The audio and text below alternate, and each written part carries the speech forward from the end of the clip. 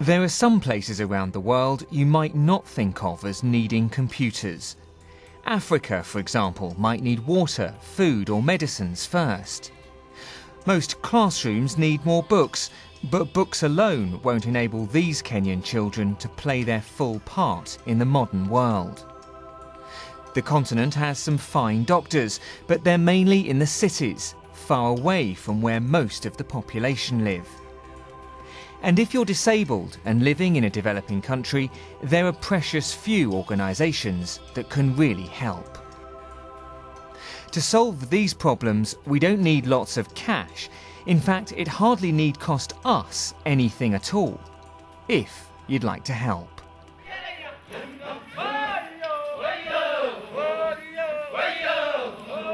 At this Kenyan secondary school, these Maasai teenagers learn the ways of their ancestors, but that doesn't mean they have to live in the past.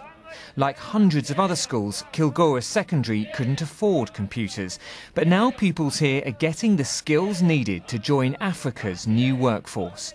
Provided by Computer Aid, these PCs are the envy of schools for 100 miles around. In terms of employment, it has also improved a lot. Since after you finished high school with the knowledge of computer, it's easier to get a job outside there.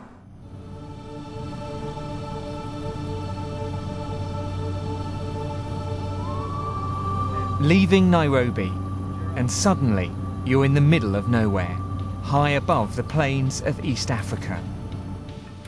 3/4 of Africans live in rural areas. Getting medical care to them can be tricky if the specialist who can help is 300 miles away.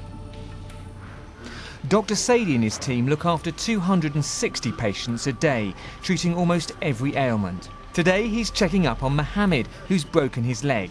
But the fracture is in an unusual place, one he's not seen before.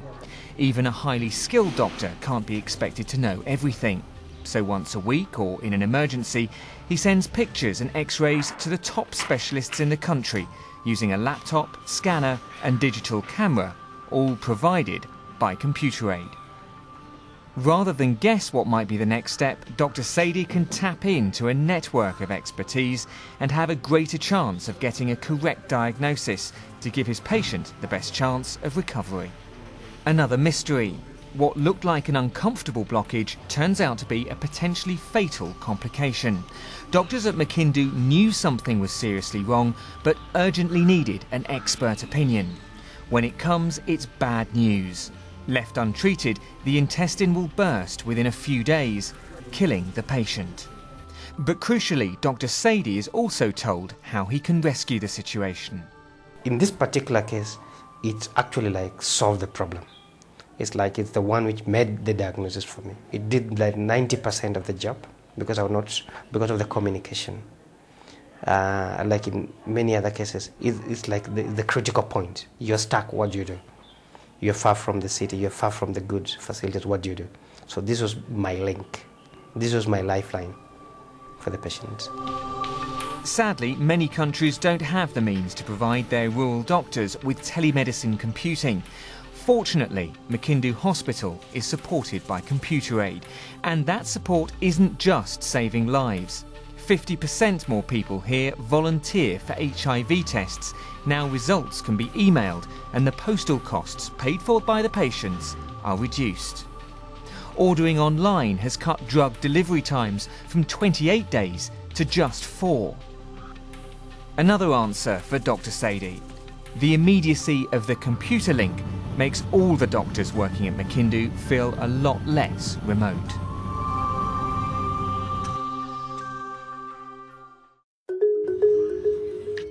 Blindness affects a high proportion of the population in Africa. A few, like Joseph, find a way to make a living, but many get no help and are sidelined by society. But Computer Aid wants its PCs to be usable by all. So working alongside local experts, it funds adaptive technologies, giving the visually impaired, like Lewis here, new opportunities to continue her education right through to university. So I don't now use anyone to help me write it out, but I do type my assignment. Lewis can hear what she's writing, and Martin can use what little sight he does have to see and explore the internet. It's hard to overestimate the impact of these projects in countries with few discrimination laws and little help from the state. We cannot afford new computers to place in their hands, definitely. And this is a major step forward for us. Over the few years we've been working with Computer Aid, the partnership began from provision of equipment. Today we've moved beyond provision of equipment, computer hardware, to now looking at cost-effective mechanisms to enable people access. The success of these projects goes beyond learning. Welcome to Safaricom Customer Care. Lilian speaking. How may I help you? Safaricom is the biggest company in East Africa. It's now offering full-time employment to the visually impaired. It's a massive step forward, and one that would have been unlikely to have happened without the adaptive technologies supplied by Computer Aid and its partners. With the training that they have been provided and the tools that we have, they are able to perform just like anyone else. Yeah? And our customers are not even able to pick up that they are talking to somebody who has a challenge. So, want to be part of the solution? Well, the magic begins when you donate a PC or laptop you no longer use. Here at Computer Aid's London HQ, some of the world's largest companies, along with individuals, have donated their old PCs. The charity prides itself on data security, so first up, all hard drives are wiped to ensure no residual data survives. The process used here is approved by the US Department of Defence and by the UK's intelligence services. It's trusted by some pretty big names, which have chosen to support the charity's work. It's obviously a concern when you're giving away computers. There's always a data protection issue. Our IT departments have checked it out and they were really happy, particularly as it's done to a standard that's approved by the UK Secret Services. So we're really confident to go out to all our businesses and advise them to donate their computers when they're refurbishing. Once stripped down, refurbished and reborn with fresh software, the PCs are shipped to one of more than 100 developing countries. These PCs aren't just parachuted into places like Africa. People on the ground will be trained and technical support made available before the computers are finally delivered, guaranteeing a longer, productive lifespan. And here in Nairobi, charities are already looking at ways to safely recycle each PC once it really has come to the end of its days.